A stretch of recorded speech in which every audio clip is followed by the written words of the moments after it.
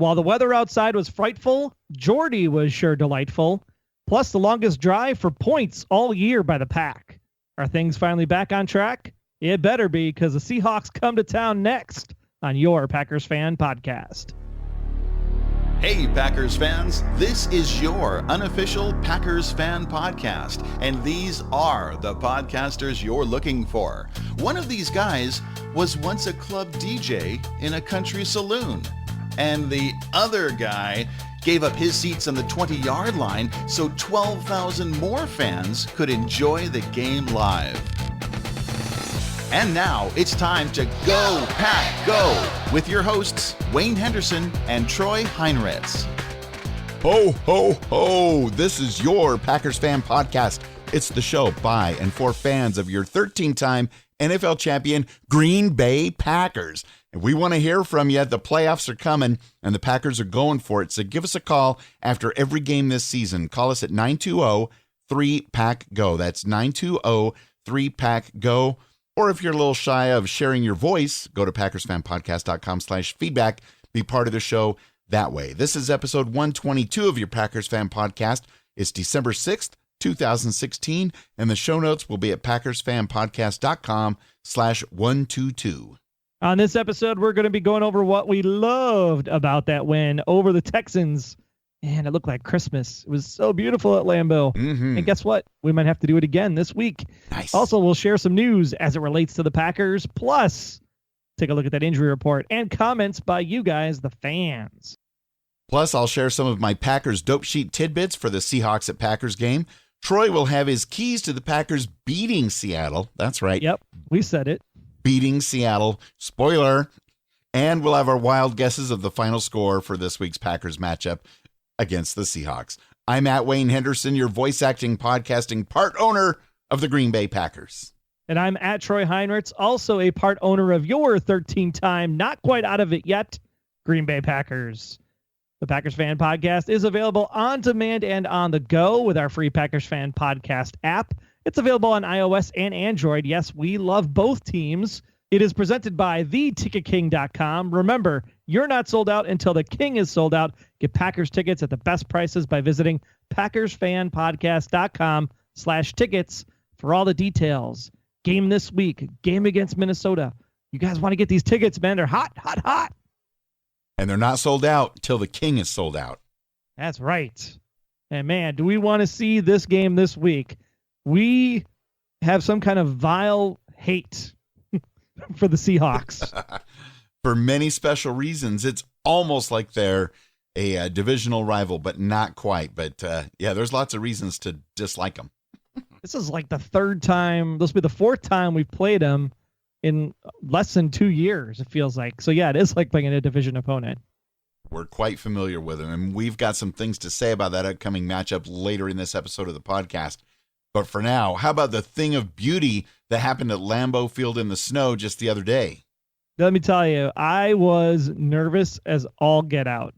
I mean, starting field position 3 times, very, very good, squandered red zone opportunities, fumbled the football, like literally on the goal line. This stuff is just like the thing of nightmares. Is this happening? Are we watching this? And then the fourth quarter happens, and I don't know what happened between AR-12 and Jordy Nelson, but oh man, did they look like it was 2011 all over again.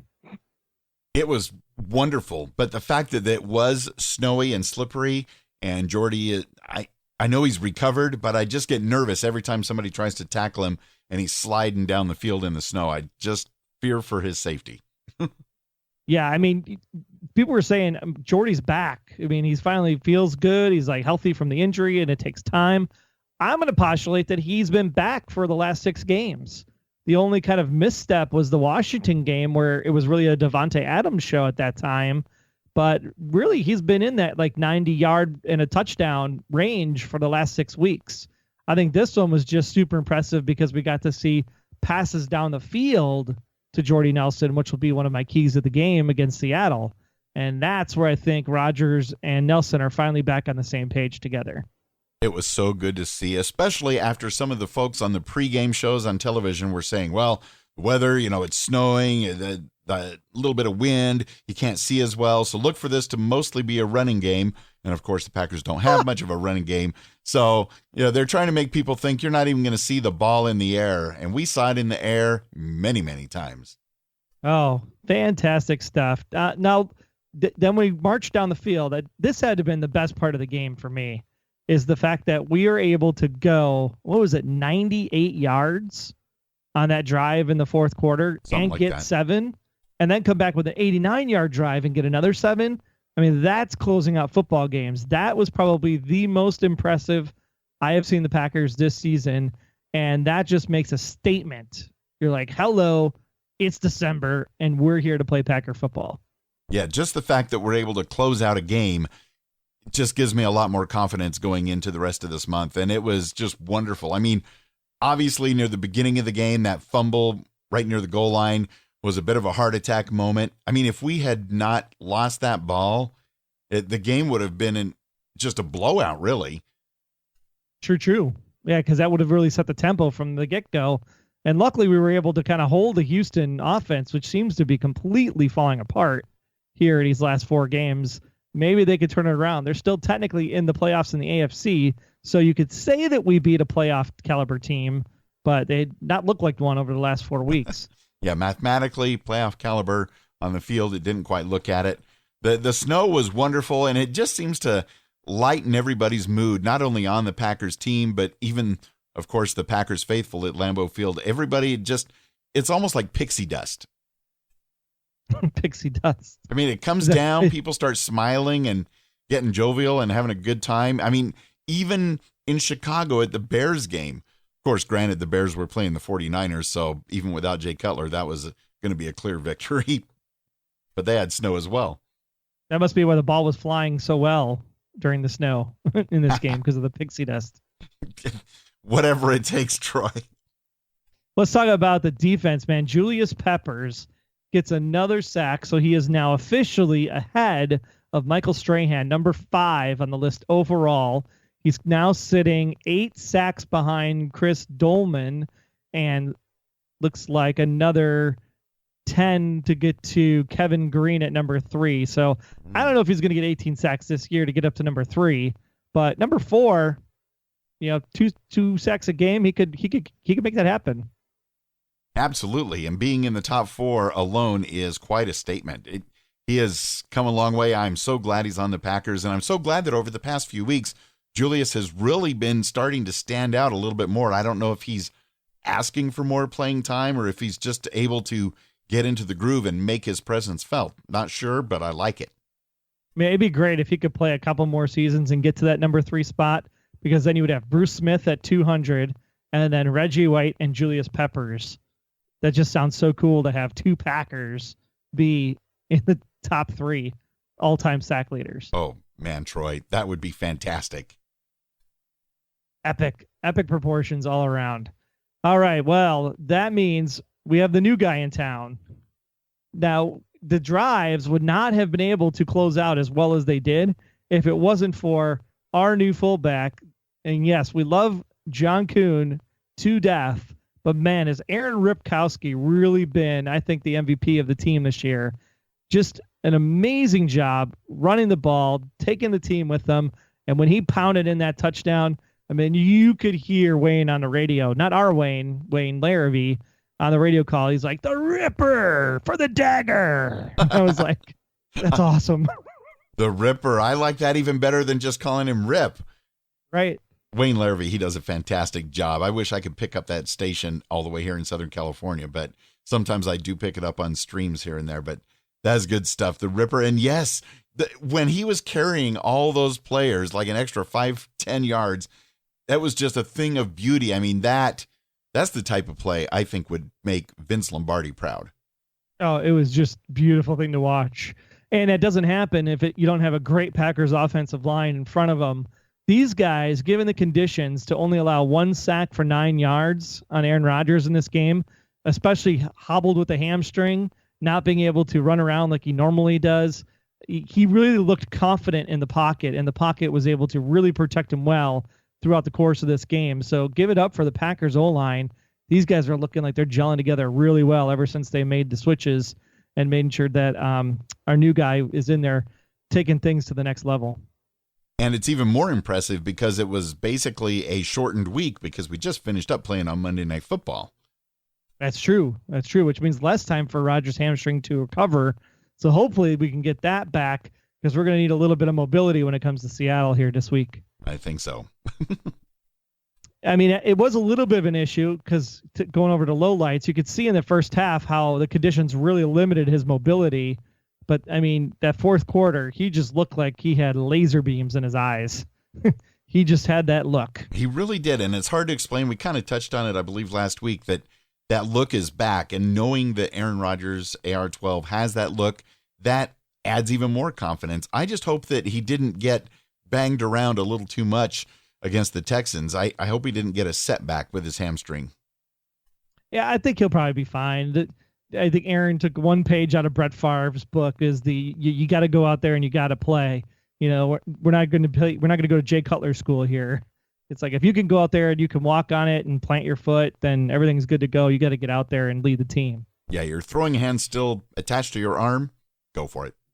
Exactly right. A few holes on defense. We still got to shore up that secondary. It was nice to see Micah Hyde back out there. So hopefully that will be able to take shape. Randall played a little bit too in the game. So that was very nice to see because there was a talk that he might not actually play based on Saturday's practice. So secondary's coming together. I think if we can piece a few more puzzles together there, we'll have a pretty good way to balance out that defensive side and be back to where we were at the start of the season. And I tell you what, speaking of some things that weren't exactly highlights, I guess you could call them lowlights, was that mysterious use of that timeout. I could almost hear you yelling all the way from Chicago. Oh, right. Yeah, I said, man, the game is way too close right now. If we lose, it's going to be because of this timeout. It's like, come on, really, guys? Like, save all three of those for under 2 minutes. We really, really need to focus on how we manage that timeout call in that third or early fourth quarter.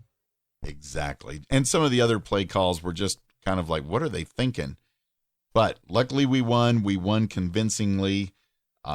It's almost like the whole team is just starting to gel at just the right time. And like you said, the defense, not perfect, but definitely better than it's been the past few weeks. I feel pretty good, Troy. Feel pretty good. I mean, yes, the shellacking that we got from Dallas and the shellacking that we got from the Titans, you know, blemishes on the record, right? But we held our own with Atlanta. We held our own with Washington until the defense fell apart in the fourth quarter based on scheme. But again, that's also due to injury. So if we have our normal guys in there, maybe that Washington game comes out differently. So if you take the Washington game, you take the Atlanta game, and you take the Minnesota game, which remember that was the McCarthy go for it instead of taking the 3 points, you know, on that Sunday night when you could have really theoretically won that game. I mean, those three games right there, you're looking at a 13-3 team at this point. So the team is definitely playoff caliber. We just have to make sure we get the right wins in the column at the right time. Absolutely. Oh, the nightmares from that Minnesota game. Ugh, the Purple Palace. Hey, but we're tied. We're tied with them now. There you go. And coincidentally enough, we play each other near the end of the season. Yes. Can't wait. And Christmas presents all around. What's interesting is, you know, of course, we've had a lot of injuries, and it's part of the game, and it really has affected how we've been able to play for the past, well, I don't know, decade. But it's kind of interesting when you hear some fans of some other teams cry about their injuries, and they've only got about a third as many injuries as the Packers have, and they're bemoaning the fact that it's messing up their whole season. It's like, hey, take a look at our list of injuries, and then you can cry. And yet, Sir Troy, we're winning. We are. Because I am looking at that injury list right now, and it's literally a full page in Google Docs. There's a lot of injuries. A lot of pain going around there. Oh, well, I wanted to touch base with the Packers fans on Twitter as we head towards this game because it's kind of a big game. So I kept the weekly Monday Twitter poll basic at Packers Fan Pod on Twitter. With our playoff run on the line, how will our Packers fare against the Seahawks at freezing Lambeau Field on Sunday? Will we win by 10 or more points? Will we win a close game? Or are we going to lose a heartbreaker? And although it's great that we're winning, the confidence level amongst the Packers Fan Pod faithful on Twitter is not quite as high. Only 9% of the people that voted said that we are going to win by 10 or more points. The clear winner, 63% of the votes say we are going to win, but it's going to be close. But 28%, Troy, 28% of the folks that voted think that we are going to lose a heartbreaker. I can understand that. There are still a lot of Packer Nation that's saying, this team is maybe coming around, but they're not quite bought into the hype yet. We know superfan Aaron here in the Chicago area. He is definitely not one that's like cheering for playoffs. He's hoping we actually don't make the playoffs because he thinks if we make the playoffs, we'll get kicked out in the first round. And to me, I'd rather be in the playoffs, right? That's the first thing, right? Make the win the division, be a chance to be in the dance, because once you get there, it's a whole new season. You never know what'll happen. Exactly. One step at a time, and we're taking those steps. And, if we beat the Seahawks on Sunday, I have a feeling the confidence level, not only of the team, but also the fans of the Green Bay Packers is going to go sky high. So I can't wait to see what happens there. And in addition to voting in the Twitter poll, we got a couple of comments from folks as well. Smith Mastiflex says, who knows? Seattle scored 5 points against Tampa, and the Packers let Tennessee score 50 on them. So it's kind of hard for him to predict how the game's going to go. And Packers fan in Germany says, I hope it'll be a close game because I don't think we can win by 10 or more points. Yeah, it's going to be a real tight contest. Weather is supposed to be a factor again this week up there at Lambeau Field. But the nice thing is that we're playing at home. And home is definitely better than playing on the road because the road was not friendly with us this year. No. And home was a little iffy on a couple occasions, but I think we're in our groove, and I'm very thankful we're at home. Well, on top of all the injuries, we got this awesome report that Packers defensive tackle Mike Pennell got a second 4-game suspension in the same season. He's going to be out the last 4 games and could return for the playoffs if the team were to make it. This is because he was violating, again, the NFL substance abuse policy after serving a 4-game ban to start the year. Pennell will be eligible to return if they do make the playoffs, and the team said it wouldn't comment any further on the announcement.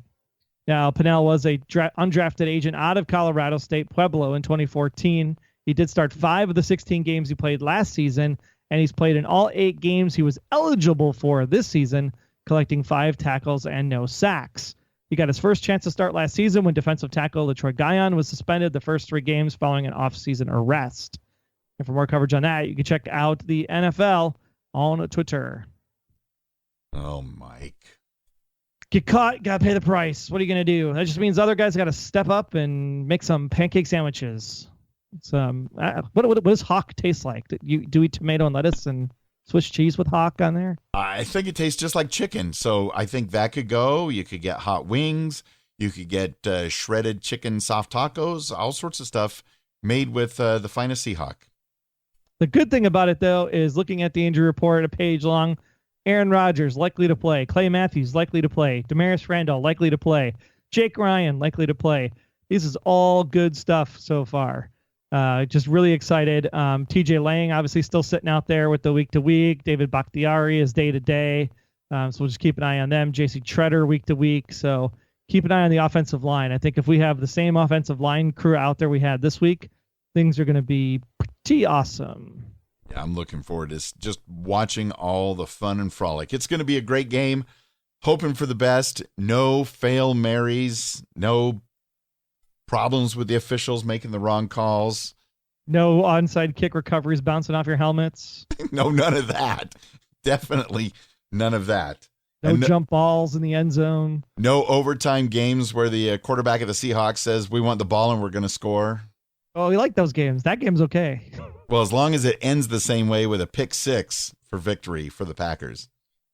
So many great things have happened. It's so much like a division rival because the storylines between the Packers and Seahawks, all those great memories and bad memories. Yeah, it's almost like there was this shift. It was the Cowboys in the early 90s, then it was the Niners, in the late 90s, early aughties, and then it became the Seahawks for some reason.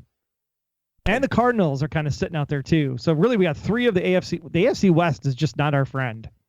NFC. Sorry, the NFC West is not our friend. Although I would love to see a Packers-Raiders Super Bowl. A rematch of Super Bowl II. That would be fun. Hey, the Chiefs are starting to get warmed up. Could have a rematch of Super Bowl I. That's true. That's true. Just no Patriots. We don't need to have that repeat. We just need them to just be out of the NFL, period. Let someone else have a turn, Brady. Yeah, come on. Go home.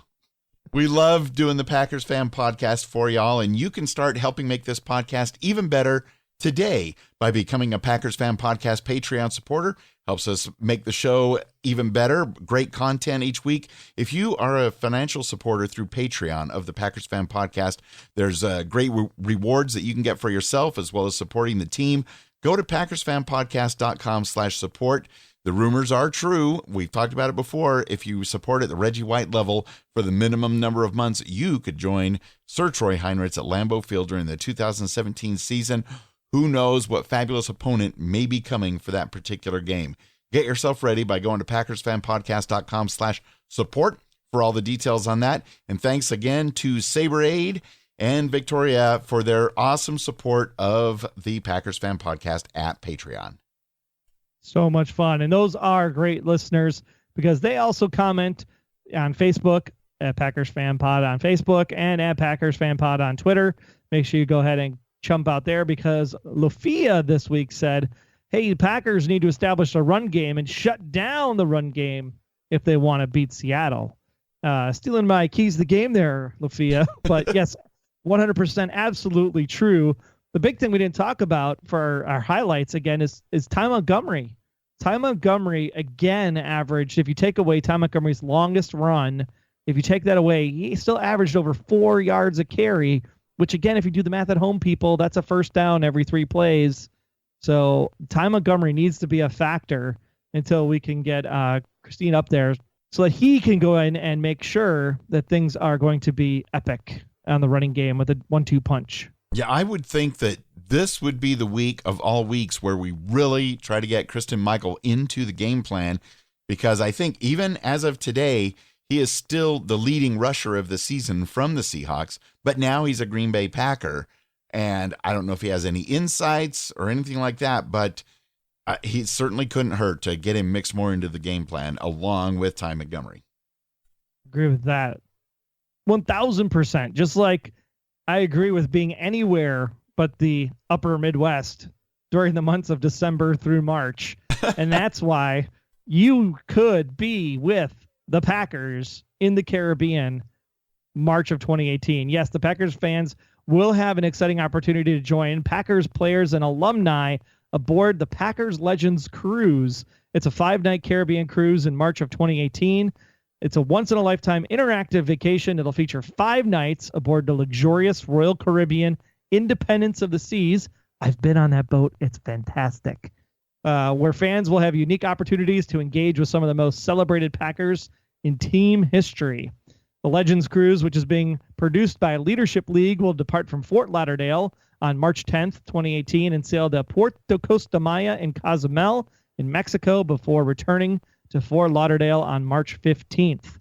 Guests sailing on the Packers Legends Cruise will enjoy 4 full days of interaction with their favorite Packers, including Leroy Butler, Amon Green, Dorsey Levens, Dave Robinson, Andre Rison, Ryan Longwell, Bill Schroeder, George Kuntz, Craig Hentrick, and others. Wow. That's a really good chunk of people. That's Those are like all a our beautiful heroes. collection of Packers. Yeah. Love it.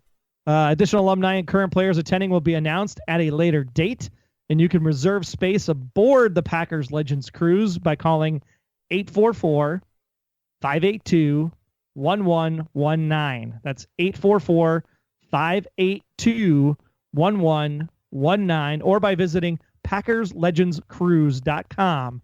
The all-you-can-eat dining is included. Non-alcoholic beverages are included. Access to the public Packers Legends Cruise and Royal Caribbean Cruise events is included. And cabins just start at $6.99 per person. So if you're doing the math at home, that's like $165.70 a night, which you can't get most hotels for that rate if you're in a nice place. That's true. And the fact that, if you have a spouse, they may just want to go on a cruise, and you can maybe kind of convince them, yeah, cruise, fun vacation getaway. Oh, it's just a coincidence that a lot of legendary Green Bay Packers are going to be on the ship with us. Yeah, $700 per person plus food plus pop and water. That's a great deal. I gotta take some extra vacation. Yeah, at least they're giving you plenty of time to plan because it's March of 2018. Yes. Which sounds far away. I know it'll be here before we know it. We could win 2 more Super Bowls between now and then. We will have that full article in the show notes at PackersFanPodcast.com/122. So you can really dig in and make some future vacation plans. That sounds fantastic. It does. It sounds absolutely epic. Now, all right. With that, there's other things that sound epic. The NFC North, is that epic? It is, because we are tied with the Vikings once again, and we still play them one more time. Right on schedule. We're making our move. You realize that we were 12th in the conference not just 2 weeks ago, and now we are back up to number 8 overall when you figure in all the tie-breaking factors. So wild card is within striking distance, and yes, there is still the scenario in play where we could win the NFC North if we win this whole thing out. Absolutely. I mean, it got a little more difficult than originally planned because the Saints did not help us out at all. I thought for sure they were going to be able to beat the Lions, but the Lions brought it. So they're 8-4. You know, we're 6-6. The Vikings 6-6. And how about the Bears? Man, they look strong. Oh, wait, they played the Niners. That was the most... I mean, I never cheer for the 49ers, but holy cow. I never thought someone could be worse than the Bears. In that game, they looked worse than the Browns. It was bad. Yeah. I mean, bad. If you've listened to the Packers Fan Podcast for any number of seasons, you know the Niners are my most hated NFC team. So even I, a Packers fan, was rooting for the Bears because I knew the Bears aren't going to make any noise in the playoffs. And it was just hilarious watching the Niners just fall apart. I mean, how about Kaepernick? What do you have? Threw for 4 yards or if some 4 completions? It was under 10. It was like, oh my God. And got sacked 5 times. An NFL worst performance by a quarterback over those 3 quarters. What a shame. Between him and RG3, there's got to be like a club of like people that used to be awesome that aren't awesome anymore. I mean, how about a Niners versus Browns game? I'm putting my money on the Browns, just not my real money, my Monopoly money. Yes. I'd put money on the Browns on that one too. They have to win a game eventually. I mean, they do. I really don't think they're going to 0-16. I think they're just throwing it now for the draft pick. I don't think anybody would do that. Well, the Niners might do that, but nobody else would do it. Oh my gosh. We are here. Game 13, week 14, and we got more snow in the forecast. Can you believe it? It's the way things are meant to be at Lambeau Field. 90% chance of snow showers. Going to be right at freezing. This is going to be more Packer football. I am so excited. It's going to be beautiful. Just the fact that everybody's starting to get festive with the holidays and getting snow at Lambeau Field, because there's been years where we've been waiting for snow because it's such a Lambeau legend, and sometimes it just doesn't come through. But 90% chance as of tonight, I'm feeling pretty good about some more of that white stuff causing snow angels in the end zone and all sorts of fun, let's say shenanigans, Troy. You might even say that white stuff is like a performance-enhancing drug for the Packers. Whatever it takes. It's legal. It's harmless, unless somebody makes a giant snowball and bounces it off your forehead. But other than that, it's harmless.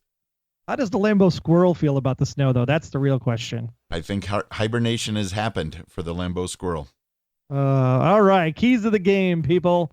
The safeties is where we are going to attack.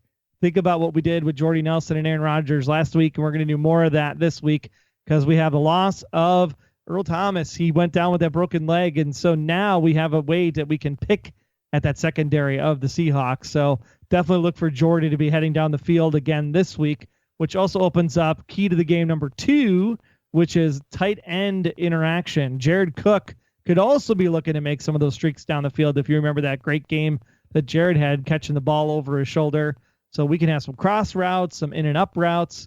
It could be some real fun watching these two guys cover the field on Sunday afternoon. Now, we have to attack the tackles for number 3. George Fant and Bradley Sowell are the weak points in the Seahawk offensive line.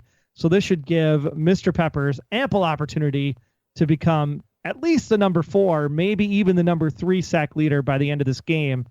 Okay, maybe just number 4. But he should be able to attack these guys on the left and right tackles all game long because they are the weak points on this line.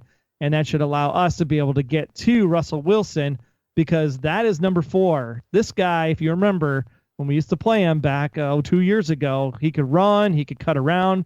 They do that little fake handoff thing, and then Russell Wilson goes in the other side where nobody is. So we need to take him down just like his brother was trapped on that island with Tom Hanks, only to eventually drown at sea. Yes, that Wilson. We need Russell Wilson to drown in a sea of green and gold as the front 7 put the pressure on. So where Russell goes, so does the running game. So if we can contain Russell, that means we can contain the running game as well, and they won't get that awesome 6-yard plus a carry average that the Seahawks have been putting up throughout this season. And I had no idea he was related to the Wilson in that movie with Tom Hanks. They look identical. Tom Hanks and Russell Wilson?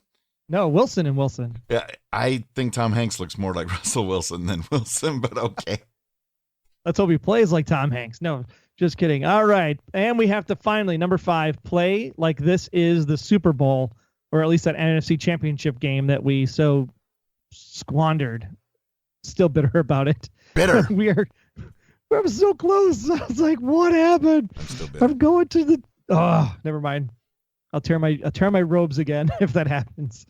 We are going up against the number 2 seed in the NFC right now. So when it comes to looking for us to beat a playoff team, this is where we can make a statement and say, yes, the Packers are back. We will be in control of the NFC, not Prescott and the Dallas Cowboys. No, sir. We are going all the way, and we're going to make that statement against the Seahawks this week. I cannot wait to watch it unfold. It's going to be beautiful. And the official Packers organization talks about the game a bit in their dope sheet that came out just 2 hours ago. We will have it linked at PackersFanPodcast.com/122. A few things that jumped out at me for the Packers at Seattle Seahawks dope sheet. Of course, the headline, the 6-6 Green Bay Packers stay at home at Lambeau Field to host the 8-3-1 Seattle Seahawks at 3:25 p.m. Central Time. Green Bay leads the all-time series 11-8, including being 2-1 in the postseason. Green Bay is 9-3 against the Seahawks at home during the regular and postseason, including 6 straight wins, Sir Troy. Woo! I'm excited. Past performance might just lead us into history yet again. The Packers and Seahawks, here's another surprising one. Unbelievable, but true. The Packers and Seahawks are the only 2 teams in all of the NFC to make the playoffs each of the past 4 seasons. That's right. We got to keep that streak alive, baby. It's going to be 5 after this game. I can't wait. And Packers Executive VP and General Manager and Director of Football Operations, that's a lot of titles for Ted Thompson. He spent 2000 to 2004 as Seattle's Vice President of Football Operations. So I don't know what's going on there. A little bit of synergy. Read the full Packers dope sheet for the Seahawks at Packers game at PackersFanPodcast.com/122. Oh, it's such a great read. So much fun that they put those things together. And it really looks good, even as a PDF. You open that up and they just make it look old school. No other team does it like the Green Bay Packers. And if I had enough ink in my printer tonight, I would have printed it myself. So last week, I said 30-20. You said 33-14. Both Packers victories. But I'm going to give it to you this week, Wayne, because you were closer on the Texans score than I was. Okay. That's as close of a reason as any. Now, the Packers at home, we're playing the Seahawks. Check this. I predict the Packers are going to win this game, Troy. Whoa. That came out of nowhere. I'm glad you are sitting down for that one.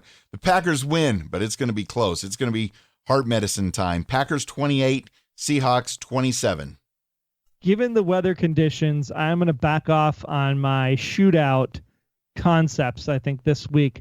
I mean, looking at the way that this game breaks down, We're talking about the Packers being, the number 11 passing team to the Seahawks being number 16, but our rushing game is just piss poor right now. Ranked number 24 to the Seahawks being ranked at number 7. Ooh. Our red zone performance, we're actually much better than the Seahawks, and we have a slight edge in scoring points against the Seahawks, ranked number 12 with 7.9 versus the Seahawks 7.7 score. So I think this is going to be in the Packers' favor. I really think that our red zone success is really what's going to make the difference in this game. I say the Packers win by 3 points with a total score of 43 points for the over-under. That's exactly where I'm going, Wayne. 23-20. Packers win by 3. I like that score as well, Troy. 23-20. I'll be looking for that. Either score, as long as the Packers come out on top. And both of us are calling for a close game, much like the large majority of people who voted in our weekly Monday Twitter poll at Packers Fan Pod. Calling for a close game. It's going to be great. Cannot wait. Cannot wait. But if the Packers decide to win by 27, that's fine as well. That would be fun to watch, wouldn't it? Be a fantastic time all around. Well, that'll conclude this week's edition of the Packers Fan Podcast. Remember, we are not affiliated with the NFL or the Green Bay Packers. We're here because we are fans, and so are you. But if you know anybody that can help us become affiliated, just send us an email at media@PackersFanPodcast.com. And also don't forget to become one of the Packers Fan Podcast faithful. Just like Victoria, just like Saberade, visit PackersFanPodcast.com/support. You know you're going to the vending machine at least 2-3 times a week. Cut one of those vending machine trips out and send us that $1. That would just be fantastic. Over at PackersFanPodcast.com/support. Tell your friends about the podcast too on all of your social media accounts. And while you're at it, tell your friends to download our free Packers Fan Podcast app. Like Troy said, we support both teams. It's like NFC, AFC. It's iOS, Android. Get the free Packers Fan Podcast app. It's presented by theticketking.com. Don't get sold out of your next Packer game because there are 3 awesome ones coming up even after the Seahawks game. Visit PackersFanPodcast.com/tickets for details on that. And all season long, not just on Mondays for the Twitter poll. Follow us on Twitter at PackersFanPod. Also follow my personal account. I'm at Wayne Henderson, and you are? I'm at Troy Heinrichs. Be sure to like us on Facebook as well. Just visit PackersFanPodcast.com/Facebook to join in with the community. And we love feedback. We want more feedback as much as we can get. Let us have your feedback. Visit PackersFanPodcast.com/you got it, feedback. Get your thoughts in. Let your voice be heard. Keep the conversations going all over online as we wait for this fun game Sunday to beat the Seahawks, and then we get ready for 3 divisional opponents in a row. But until then, thank you for listening to the Packers Fan Podcast. Be sure to subscribe in iTunes and continue to support your Packers Fan Podcast. Also, be sure to check out the Seahawkers podcast this week as we have some fun stuff going on with them, little bets on the side. It's going to be fantastic. Now, warm up your voice because we are going to show them what number 12 really stands for here in Lambeau Field. Let's hear you, Packers fans. Go, Pack, go!